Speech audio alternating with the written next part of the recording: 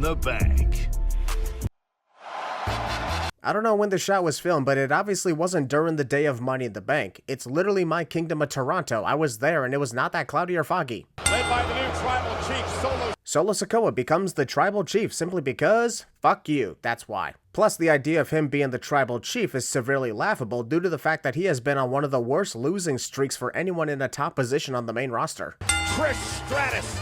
This reveal of Trish Stratus during the intro was awkward when you realize that we literally saw her less than 2 minutes ago before the show actually went on the air. Sure, it's labeled as earlier tonight, but the car reveal should really be reserved for those who made their first appearance. Here it looks like she appeared, quickly ran to her car, and then drove back into the arena for this dramatic reveal. Damian Priest has the Judgment Day join him in Toronto despite the fact that he agreed with Seth Rollins that they would be barred from ringside for tonight's WWE World Heavyweight Championship match. And since Damian is serious about it, why didn't he just tell the rest of the crew to stay in the United States for this? Nobody else is scheduled for a match or appearance tonight.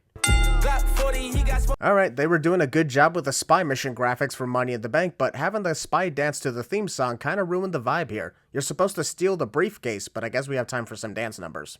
Also, it took WWE 13 years of using the same 2 songs for Money in the Bank before they realized it's okay to try different themes for the event. You are looking wild. The cameraman wanted to fulfill his dream of jumping off a ladder while recording the event live, but the production team ruined his dream by switching to a different camera angle. What a shame. I suppose the reason WWE has Drew McIntyre instantly lose the Money in the Bank contract is because they didn't want to have to carry the VOT sponsor around longer than this event. Michael Cole doing the yeet for Jey Uso is hilarious. I guess whenever there's an opportunity to give a shout out to Pat McAfee when he is absent, you seize it. I get that Jey Uso's entrance is one of the best WWE has today and it gets the entire audience hyped up, but this literally goes on for 5 minutes and we still have 5 other participants yet to make their own entrance. This isn't a one-on-one match for the contract, just so you know. Also, on that note, over 12 minutes of entrances, which actually means it takes nearly 20 damn minutes of this premium live event before the first match actually takes place. Back in the 2000s, we would already be near the end of the first match at the 20-minute mark. Stretching the show to hit the 3-hour mark due to lack of matches is kind of the problem here. Next. Samantha waits until Andrade is almost in the ring before she realizes she did not introduce him.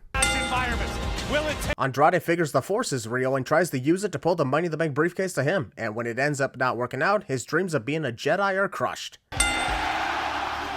LA Knight figures because he has the power of that bad luck doesn't apply to him when he goes underneath ladders. Based on the result of his performance tonight, how unfortunately wrong he was. Don't go under ladders. After weeks of being stalked by the Wyatt Six, how the hell is Chad Gable not looking over his shoulder everywhere he goes? I'd be freaking traumatized by now. Why is Drew McIntyre even part of this match? After CM Punk literally embarrassed him in his home country, Drew quit the company and then put his full focus on Punk in Chicago. Then figured Punk would be nowhere to be found after what happened the last time he messed with him? Plus, we went from 5 wrestlers with no world title experience to a 3-time world champion in his 5th Money in the Bank ladder match, and he's the one who ends up winning. Wrong move, guys. What is the strategy, Corey? 14 Money in the Bank events and nearly 20 years overall of the match's existence, and Michael Cole is still asking that damn question? Let's have a stare down because we are the 2 most popular wrestlers in this match in terms of one-word catchphrases. Yeah versus yeet. Yeah, yeet. Wait, hold on.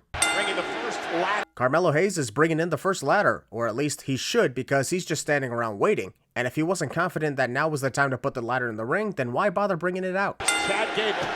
Oh, I get it. Carmelo was waiting for Chad Gable to throw his ladder into the ring so I wouldn't sin him for bringing a ladder that's too small to reach the prize. Well, guess what? You still threw your ladder in before Chad did, so the cliche activates. Sucks to be you. Thunderous in here. Nearly. Oh, and Jey. You mean to tell me that Chad Gable and Carmelo Hayes both threw ladders into the ring and immediately looked away from Jey Uso and LA Knight? Because they did not, so how did they fall for the incoming suicide dives? The powerful McIntyre. Drew McIntyre had ladders set up all over the barricade but chose to slam Andrade conveniently in the one place that had absolutely no ladder set up. Also, true story, WWE told the fans to wear white for this occasion, hence why I was wearing white at the show. And apparently, so did the green shirt guy, becoming the white shirt guy for one night only. WWE managed to break another streak. Go figure. Cole, I know you love to tell. The way LA Knight slams the ladder back on the canvas translated to, but I wanted to climb that ladder first. Play nice, boys. Oh, goodness. My only assumption is Carmelo Hayes' hands briefly got stuck in the ladder when he tried to block it, causing him to flip back like that, because the ladder definitely did not hit any other part of his body in this sequence.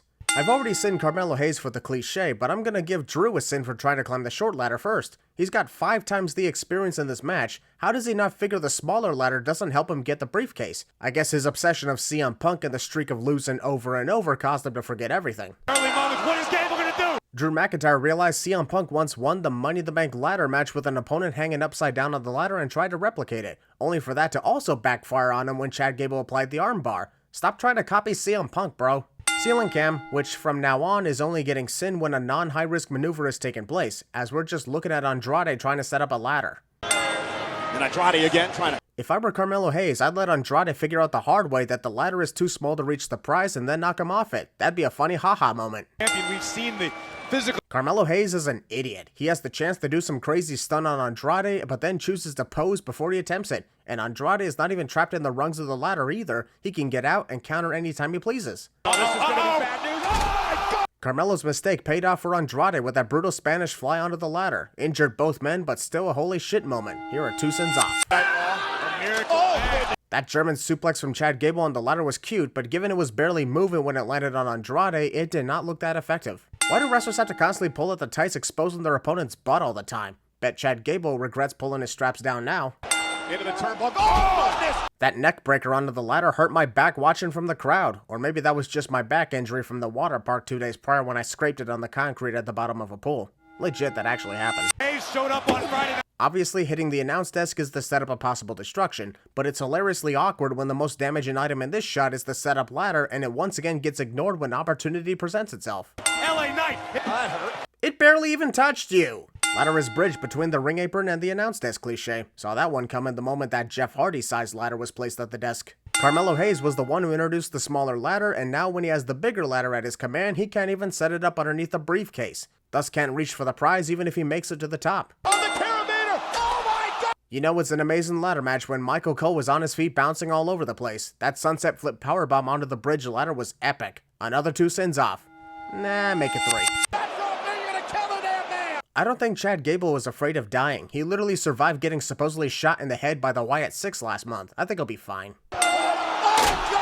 When the ladder doesn't break, the most pressure is added, especially when it's bridged like that. I feel for LA Knight, but that's what happens when you walk under ladders. Yeah. Contract!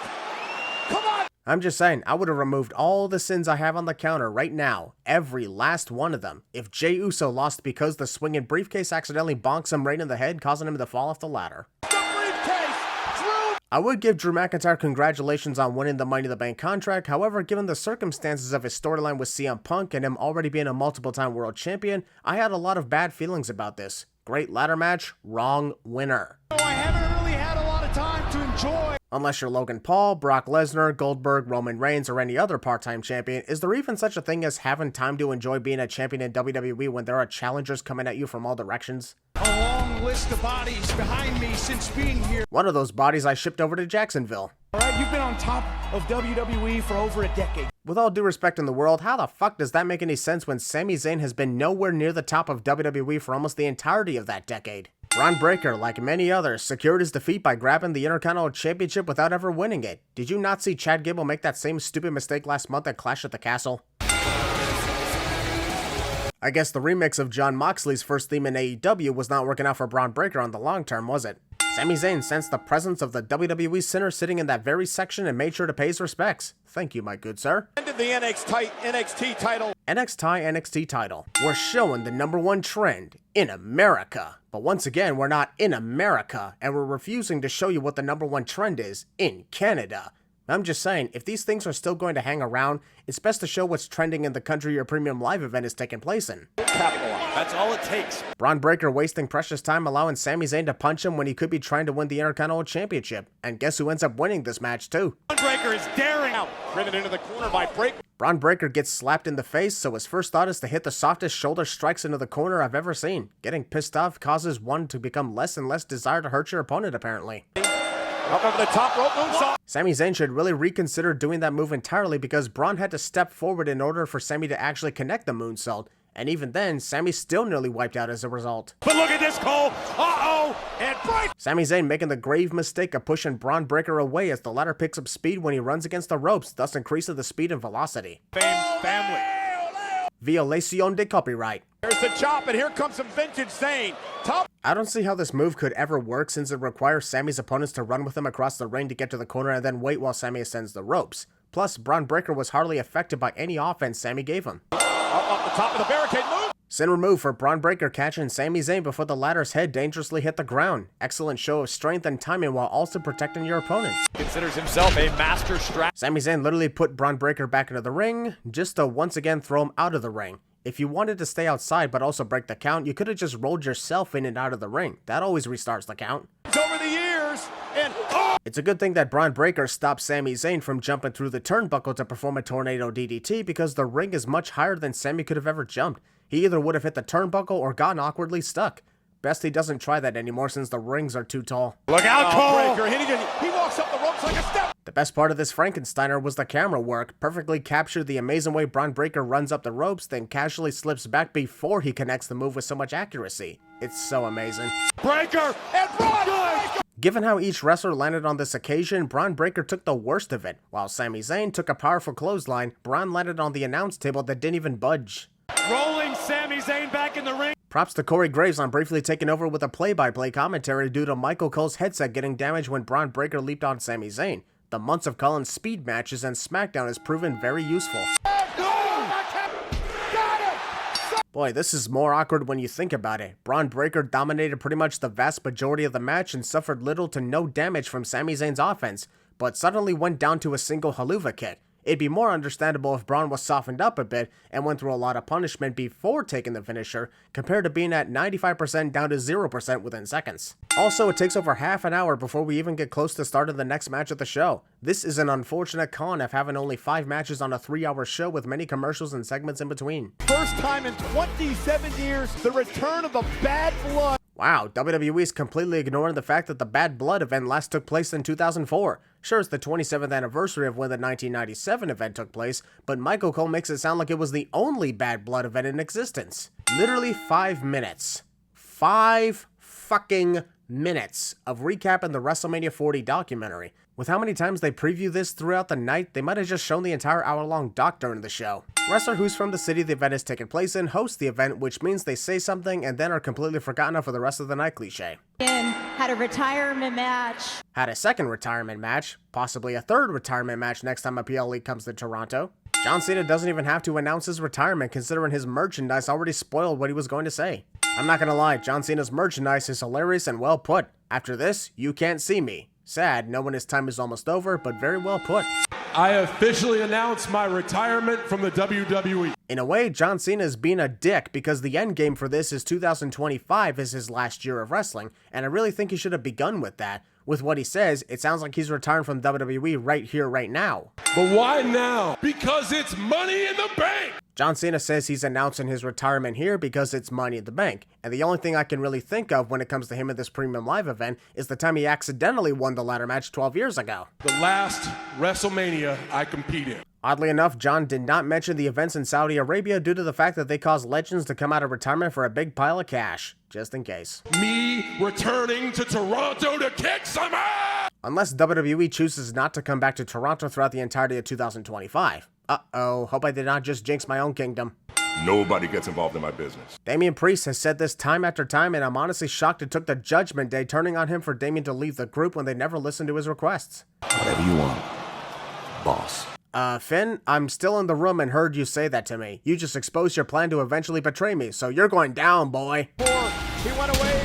Damian Priest, non-pyro. Remember what I said. When you got Drew McIntyre literally spoiling that he intends to cash in his Money in the Bank contract tonight, he's once again being an idiot because he brags too much and gets karma as a result. One would think he'd stop blatantly revealing his plans by now after they failed him the last number of times, but I suppose not. The speculation is Yeah, I'm in control. Oh, look, a little birdie is flying in this arena. How the hell did that get in here? enough to put Rollins away to Seth Rollins kicks out at 1, but the referee insists that he continue to the 2 count because he loves the number 2, or possibly has to go number 2 and wants to get this match over with as soon as possible. Rollins now out of the corner with a swing. Because Seth leaped too high in the air, his arms were barely in contact with Damian when the sling blade was connected. Drives McIntyre right into the announce table. That was Damian Priest, you moron. Yes, Drew McIntyre is going to show up later on, but That's later on.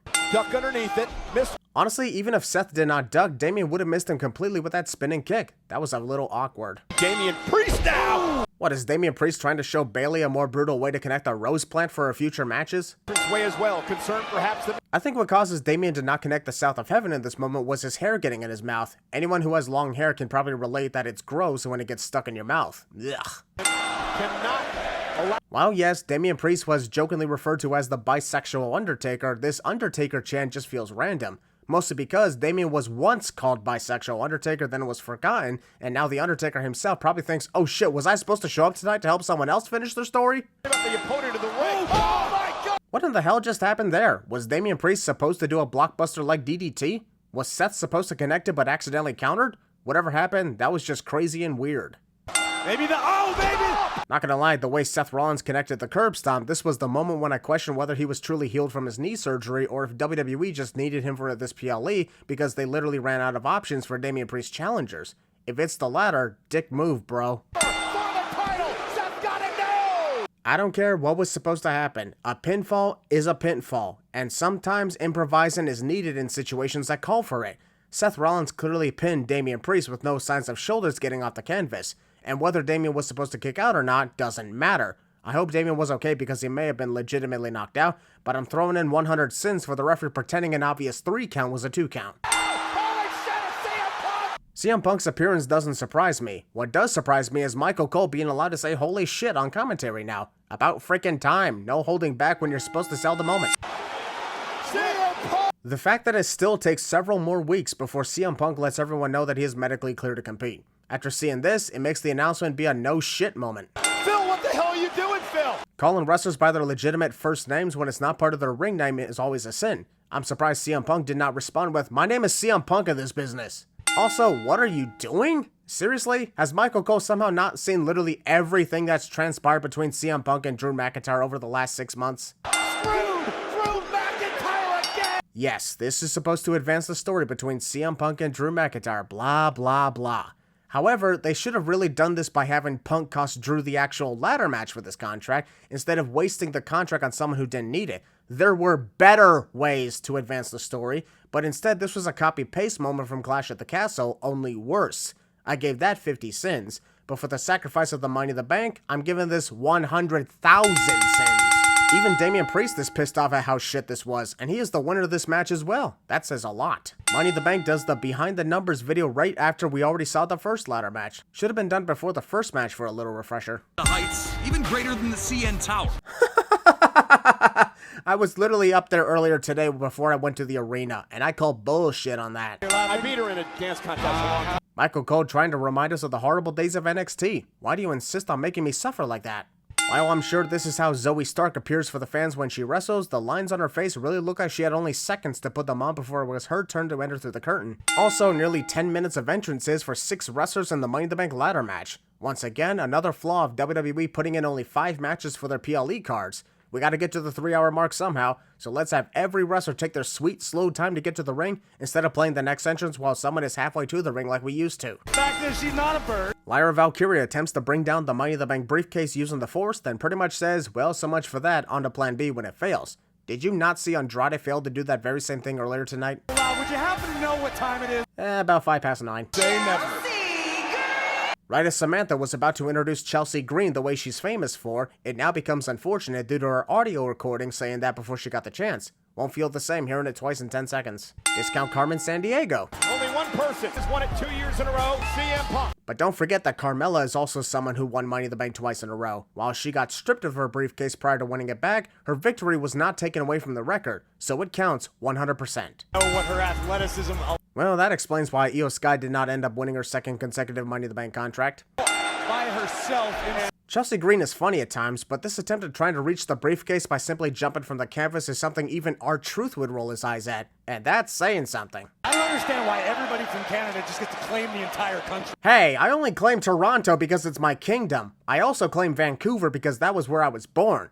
The rest, on the other hand, I did not claim because I've never been there. Earlier, she's afraid of heights. If Chelsea Green is afraid of heights, then why did she even bother trying to qualify for this match in the first place? It's not that funny when she's been in the ring by herself for a whole minute only to do absolutely nothing about it. Now what she's trying to do? Oh, Chelsea. How has nobody else gotten back into the ring by now? Wrong. And Brutal as that moment was, it was also incredibly reckless as Lara was too far away from the ladder and had to back up so Io Sky could hit it, which in turn could have also seriously damaged Io's neck on the impact of the canvas. To the finals of the Queen of the Ring. Good thing that Io improvised on the spot and made it look like she countered Lyra because this was a fail destined to happen. Only 2 minutes in, and we're not starting off well. Suplex. This woman. Lyra Valkyria literally landed completely on the ladder, and while Io took the worst of the landing, Lyra completely no-sold her own damage. If you're going to get back up after that, at least collapse once or twice in pain to sell it. Now here is where the inexperience comes into play. Michael Cole blames that on inexperience, whereas I think that ladder has been damaged from wrestlers collapsing on it, thus it becomes difficult to open the rails as a result. Oh, this is not. Zoe Stark had a choice between a Samoan drop on the ladder laying down on the canvas and the ladder suspended on the bottom rope, and chose the ladder that wasn't suspended in the air. Plus, aside from Lyra's arm, everything else missed the ladder completely. Oh, there's Zoe. Well done, Zoe. You just landed on Lyra's knee head first, which spared Lyra from any damage whatsoever and gave yourself 100% of the carnage. If you're gonna flip off the ropes, you may want to rethink the corkscrew. It doesn't look as impactful with the unnecessary twists. I'm not even sure Zoe has any clue where she is. More instances of the wrestler on the offense suffering more damage than their target. Zoe slowly landed on her back, meanwhile Naomi's knees hit the rungs of the ladder with full force. Is this going to be one of those matches where the attacker is always suffering the most damage? And split leg moonsault. The reason why the wrestlers keep missing their targets is because they pulled the ladder as close to being under the ropes as possible. Why couldn't Naomi drag the ladder just a little bit away from the corner to ensure she would get the full impact of her split-legged moonsault? Come on, fight out of this predicament. By hanging onto the ladder and pulling it closer to herself instead of logically pushing it away from her. Lyra Valkyria.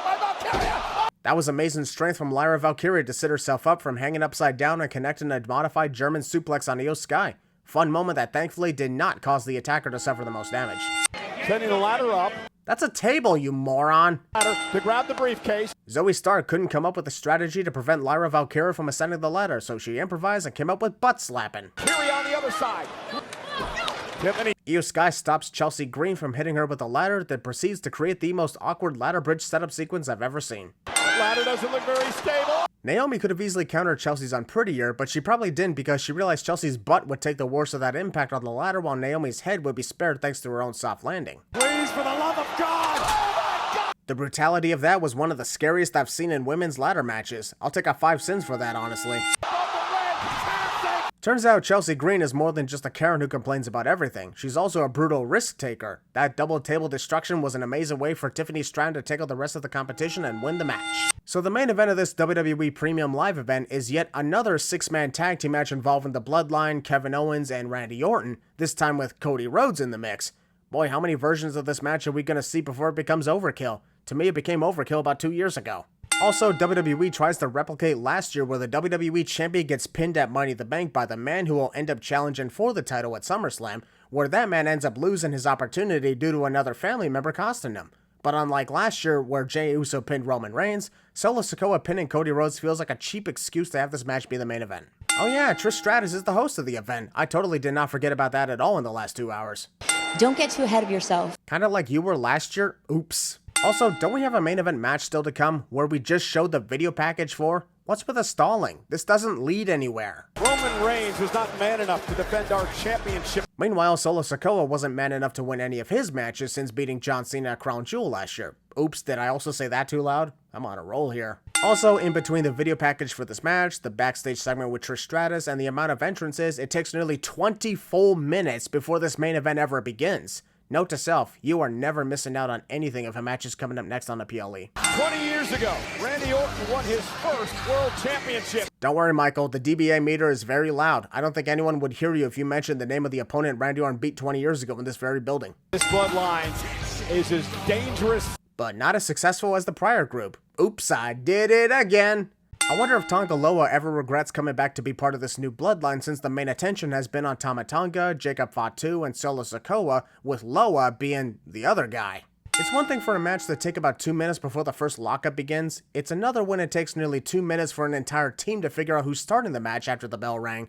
So much time stalling, the bad side effect of a tiny match card.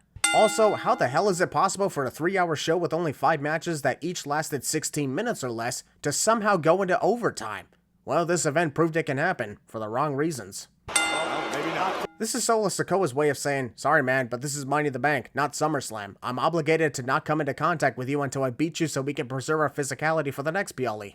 Right hand and Cody Rhodes literally beat Roman Reigns at WrestleMania, the most difficult task to accomplish in this day and age. Yet he still stopped his momentum on Tama Tonga just to taunt Solo Sikoa, which ended up allowing Tama to take advantage and counter. What the hell is going on here? I would love to end it here tonight. You see, I would believe that Kevin Owens would love to end his feud with the Bloodline tonight, but considering he keeps coming back to fight with them again and again, I have reasonable doubt that tonight is the end of Kevin's feud with the Bloodline. WWE!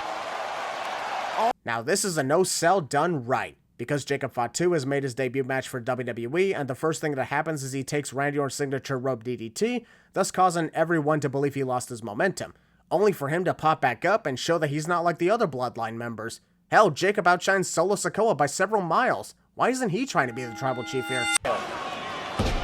Either Solo doesn't have enough strength to drag Randy Orton across the ring, or Randy lost all his baby oil and had to resort to moving himself across the ring because he was constantly sticking to the ring canvas. And also, gotta prevent friction burn. Look at Tonga Loa on the out. Damn, even when Tonga Loa gets involved as outside interference, you can see the depression on his face because Solo hired him to join the Bloodline only just to be an outside security man. We must have justice for Tonga Loa. And now Sikoa just barking at Owens. Solo was literally facing away from Kevin Owens and yelling at the crowd, but let's assume Kevin is in front of him. Solo. Solo over the top. Solo Sikoa threw himself out of the ring by accident, but perfectly landed on his feet and merely stumbled. Yet somehow, Kevin Owens had enough time to slowly approach Randy Orton. Solo wasn't even hurt from the fall, as he was easily walking around immediately.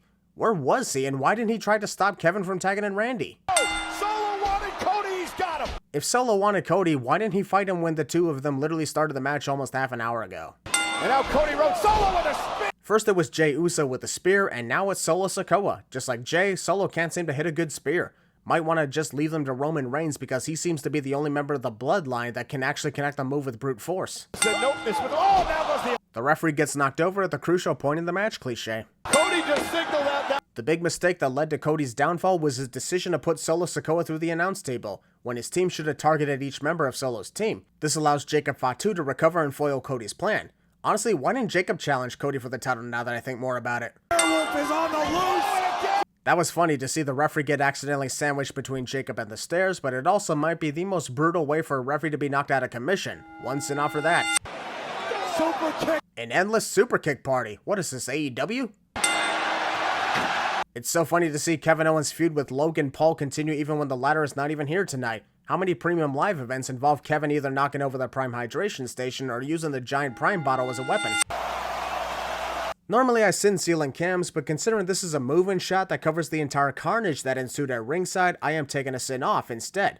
Because wow, this is an amazing shot. The cinematography in 2024 for WWE is better than years past, especially recent years. Oh, and a low blow by Tom. Tonga Loa tried to be a dick to Kevin Owens and failed miserably, thus he had to hit it a second time. Big reason for that being the risk of smacking Tama Tonga in the head causing a potential concussion.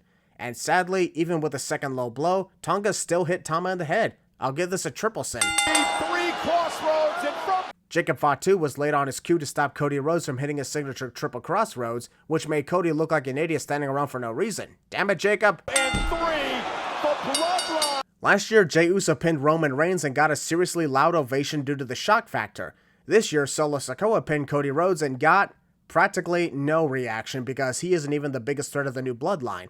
And pinning Cody doesn't hit the same as pinning Roman whatsoever. Awkward ending to this controversial Money in the Bank event.